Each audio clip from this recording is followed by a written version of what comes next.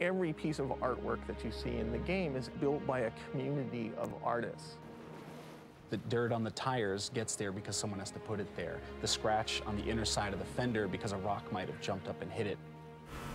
Everything that moves in our game, the wheel on the Warthog rotating, the little antenna bouncing up and down like that, the shotgun spitting out a cartridge. Walls and the light fixtures. Smoke trails, dust effects, lightning, they flesh out the world, make it feel a lot more real. The guys that have the biggest burden are the environment artists. They have to build, essentially, the entire world. One of the areas we were working on was a warehouse. When it was handed to me, it was a big box. It was a void. We worked to essentially design the overall look. You have to create a world that a player just wants to get lost in. These sweeping alien vistas, these giant foreigner spires and green rolling hills and blue skies. It's a stylized realism. What's important to this space? There's my exit, there are my places to get cover. That gives us a three-dimensional picture, and we start building it. We'll get the basic forms in, then we'll do a layer of basic lighting, then we'll do a layer of basic texturing. The biggest challenge in front of us was how were we going to convert these assets from Halo 2 into this next-gen HD content. I don't think there are any developers who are happy that it's a high-def world now. You know what I mean? I mean, it's just a pain in the ass for all of us. You have to scale up. We need to have 4 times the size of textures, 4 times as much content, just to create the same experience that we had with Halo 1 and Halo 2. It's a brand new console. What we found was more powerful engine, a lot more work for one artist. Xbox 360, there's screaming for more detail, so we've got to provide it. This is one of the things that's going to set apart Halo 3 from Halo 2, just the sheer number of tufts of weeds and grass to sort of help them blend into the ground and the terrain. I know that if there's one out of place, like when the game ships, every time I run by that in multiplayer, I'll see that one blade of grass and I'll be very upset, so I tend to get a little obsessive about it. Art and design is like almost the exact opposite of each other. I'm always trying to add something that he wants to get rid of, or he's trying to add something that I want to get rid of.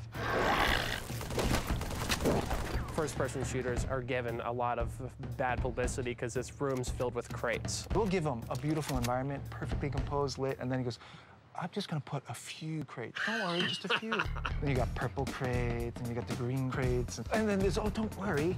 These crates are only here temporarily. You're gonna turn them into something really cool, and then you find out so long as it stays exactly the same proportions as a crate.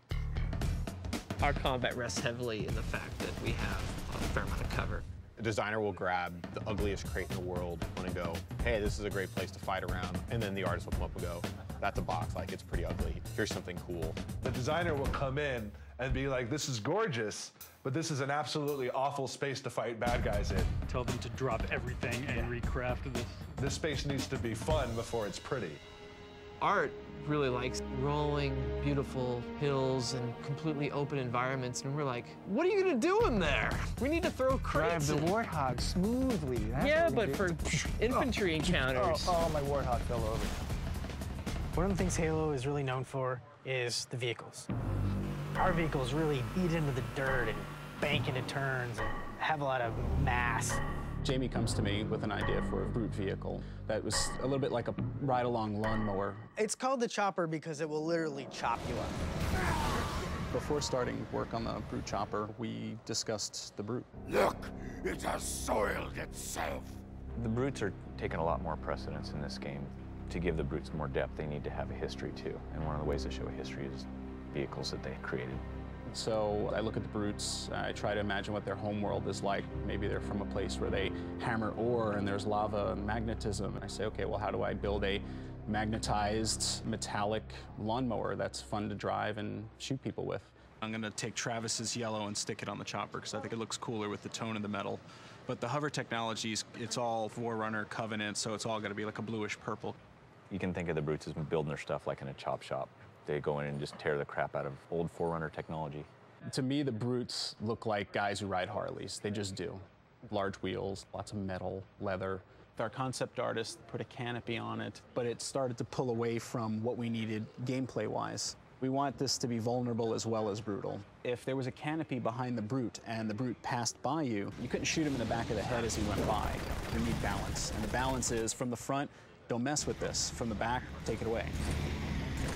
The complement to this is the Prowler that Travis Brady worked on. The Prowler is sort of our brute equivalent to the Warthog. I wanted this to look really vicious from the front, sort of like an anglerfish. You see it's got a fin here. The pipes on the inside are like fish gills. If you've seen any Discovery Channel shows of these anglerfish, they're pretty brutal. They have this massive mouth that like swallows you up. It's got sharp blades, it's got teeth. This looks like something you wouldn't want to get in the front of. If it burns, bleeds, splatters, drips, smokes, or blows up, I'm in charge.